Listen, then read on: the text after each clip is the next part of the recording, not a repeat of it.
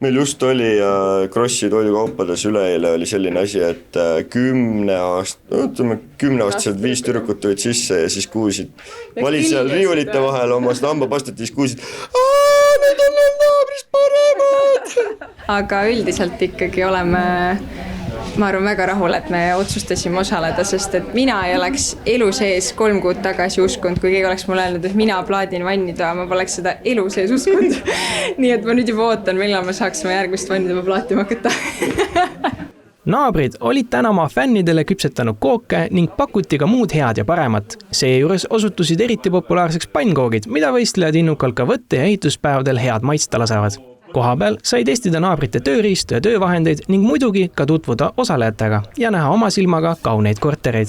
Me oleme väga rahul, et naabrid on näinud palju vaeva, korterised tulid erilised.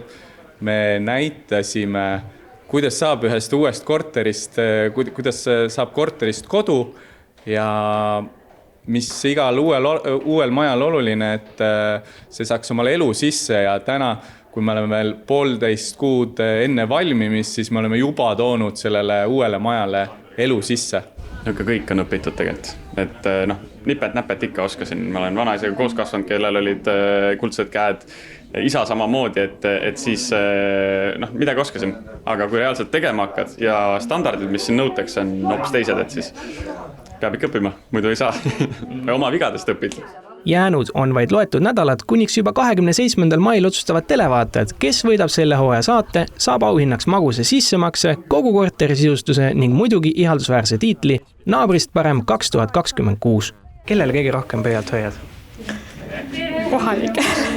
Kohalikudele ikka. No siis sa oledki tõesti õiges korteris, jah? Jaa. Tuvikeste oma on praegu väga hea taseme.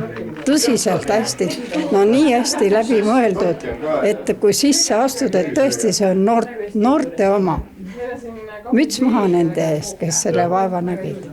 Kuna ma olen ise kohalik, siis kohalikele. Ja.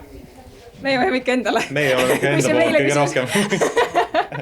See, kuidas on tegelikult kõik osalised suutnud oma ruumi nii hästi kasutada ja teha nendest väikestest korteritest väga suured korterid, on väga imekspandav. Aga ma ei tea, see võrdlemine on selles mõttes kohatu, kellele meeldivad tumedamad, läheb üles korrusele, kellele meeldivad heledamad toonid, tuleb siia alla, see on täiesti maitse asi. Aga kõik on väga tublid tööd teinud. Juba järgmisel kolmapäeval liigub võistlus aga järgmisesse ja võib-olla isegi kõige pingelisemasse etappi, sest valmivad köögid, ruumid, kus eksimisruumi enam väga ei ole ning kus iga väike detail võib omada lilla roseti üle väga suurt kaalu. Need köögid on ilusad, et nendel inimestel juba veab, kes täna neid kööke siin näevad. Ja draamat, kahjuks. Kas läheb siis nii pingeliseks? No ikka, väsimatus jõuab kohale lõpuks.